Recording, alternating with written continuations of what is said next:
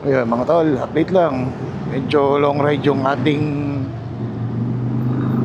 last booking para sa ating challenge. And hindi na tayo nagsawa sa traffic ah.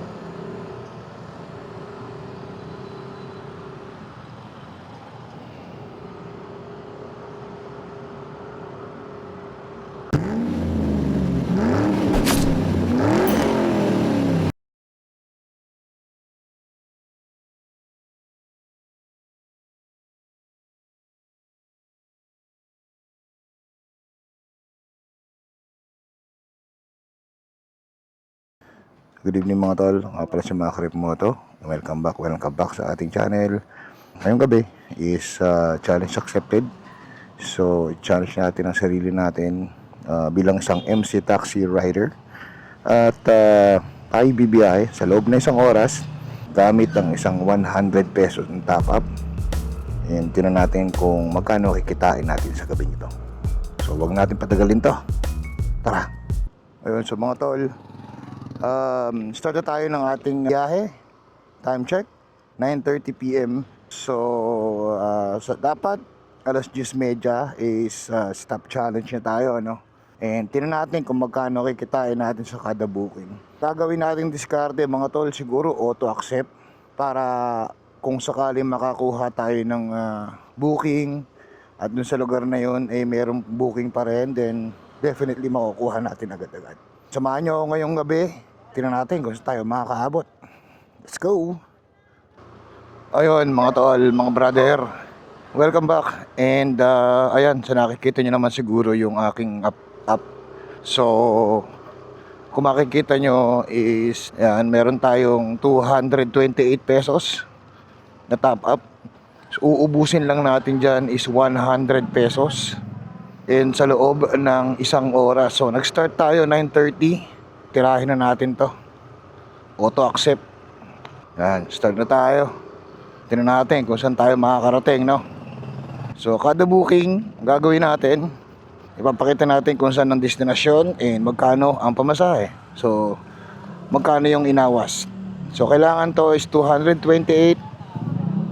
100 pesos lang ang ating uubusin. So ayan mga tol, mga brother, kita nyo naman naka auto accept tayo. Auto accept. And waiting tayo kung meron tayong pick up. 1 hour lang to, 1 hour lang. 9:30 tayo nagsimula. Time check 9:38 na. And wala pa rin tayong nakukuhang booking. Just for info lang hindi tayo nakatir kahit anong tiering na po pwedeng maging additives or magiging factor ng ating booking kung gaano kabilis tayo makakatanggap. So as in raw lang kasi hindi na rin tayo nakabiyahe sa app na to. Siguro back to zero yung aking profile. Hindi natin alam. So malalaman natin. Sa ngayon, ikot-ikot muna tayo rito sa Parola. By the way mga brother, dito ako ngayon sa Parola. Parola, Cainta. Yung last time na pinicture natin nung fiesta, kung naalala nyo. So ito na siya ngayon.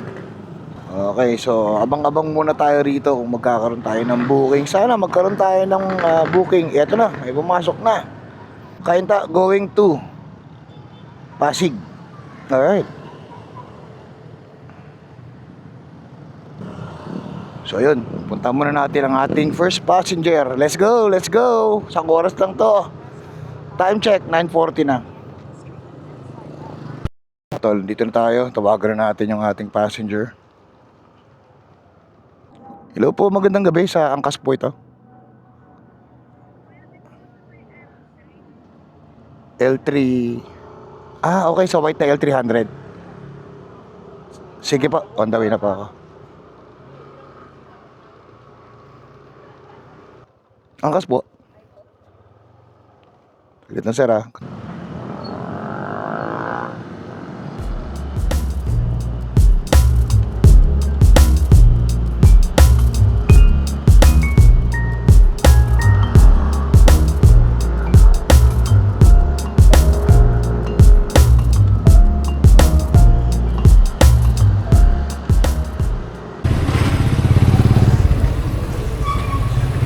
Yun, nababa binababa na natin mga tol. And ayan, nakikita nyo naman. So first booking, 114 pesos pero ginawa ni customer na 120. Maraming salamat po. And ready na tayo for second booking. Hindi ko alam kung magkano talaga abutin ng challenge natin na to. Kasi 1 hour, napadaan pa tayo sa sobrang traffic. So waiting tayo rito. Tignan natin kung paano diskarte natin.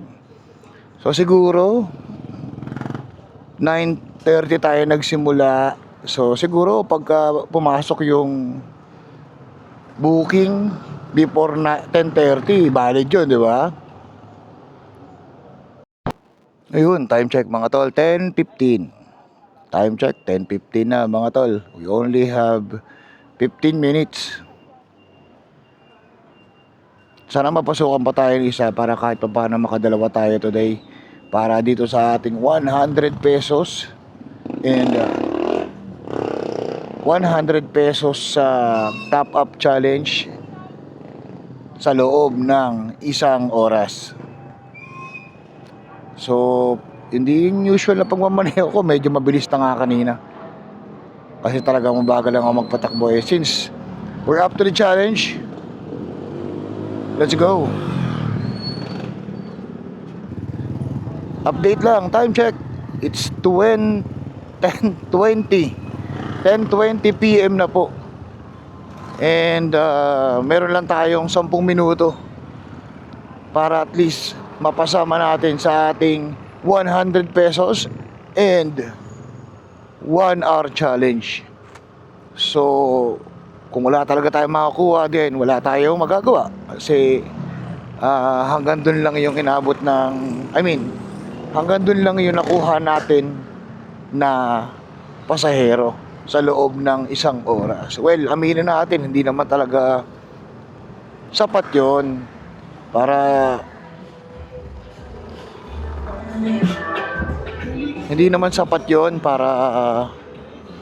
at least makarami tayo, no? Pero since we're up to the challenge, pinalagan natin yon. Wala namang mawawala. Para lang at least may ideya tayo. And nga pala mga tol, hindi ako full time, part timer. So ginagawa ko to every day off ko lang dun sa trabaho ko.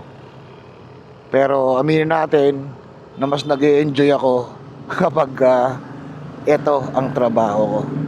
Siyempre, sabi ko nga palagi, libreng ride, no? So ayun, gapang-gapang lang tayo hanggang sa makakuha tayo ng booking. Time check lang mga tol, 10:22. So we only have 8 minutes bago matapos ang challenge na ito. Woo! Ay, nakakaisandaan lang tayo.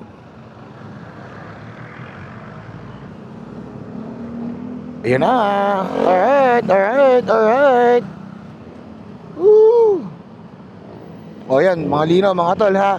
Pumasok 10:23. Bagong Bantay, Quezon City. Alright. Sige, palag. Punta muna natin si customer, pick upin natin. So again, pumasok to ng within the challenge. Whoop. Okay, so hindi pa man natin napipick up yung ating pasahero to sum it all up. Tayo po'y nakadalawang booking sa loob ng isang oras. At update ko po kayo kung magkano ang kikitain natin mamaya pag nababa na natin ang ating pasahero. Pumasok ulit booking eh. Oo, nag-aantay rin ako kanina sir. Matagal. Okay, let's go.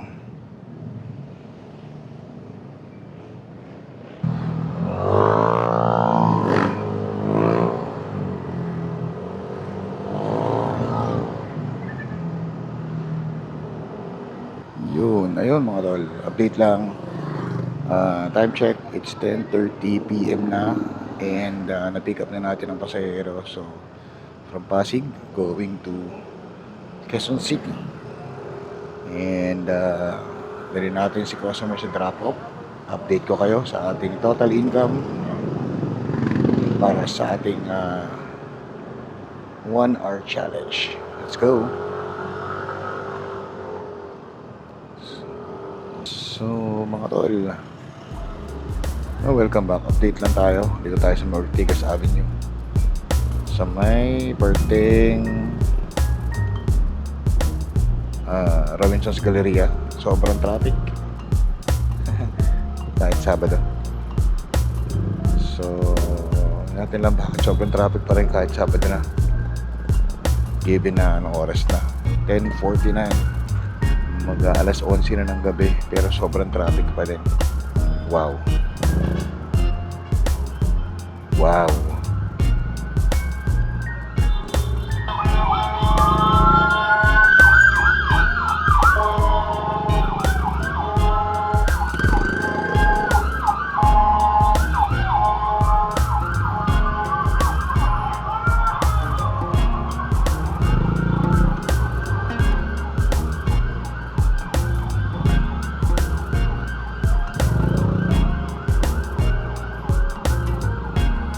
Ayun mga tol, update lang.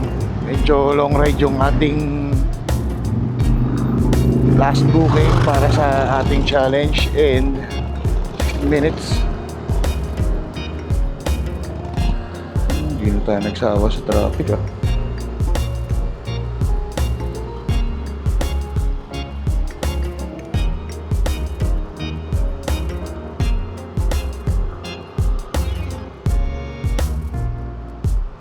Pwede ko kayo sa loob o dito na ako sa labas? Tabigan lang dito.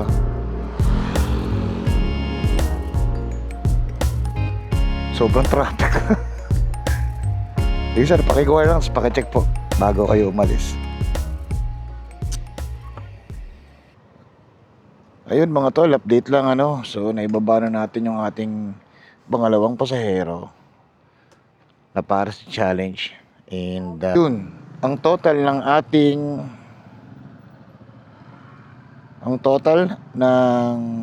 ating kinita para sa 1 hour and 1 hour and 100 peso top up challenge. Okay, una muna is 112, ginawang 120. Tapos 211 na cashless. Total of 331. Yun. So okay na rin para sa isang oras, 331. Nga lang talagang tiyagaan lang. So ayun mga tol, welcome back. Ayun na nga, nakita nyo naman kung magkano yung kinita natin sa ating 100 top up at 1 hour challenge. And maraming salamat sa umabot hanggang dito. Maraming salamat sa suporta kay Macrem Moto. So sa mga hindi pa po naka-subscribe at trip nyo or gusto nyo yung mga ganitong klaseng content, please do consider subscribing sa ating channel para naman po mapalaki pa natin yung ating channel, makagawa pa tayo ng maraming ride, para gawa pa tayo ng maraming challenge para po sa inyo, at gagalingan ko pa po lalo yung paggawa ng content ng mga ganito. Muli, maraming pong salamat sa suporta sa ating mga followers dyan, and hanggang sa susunod na biyahe ni Macrem Moto. Ingat kayo palagi mga tol, mga brother. Ride safe.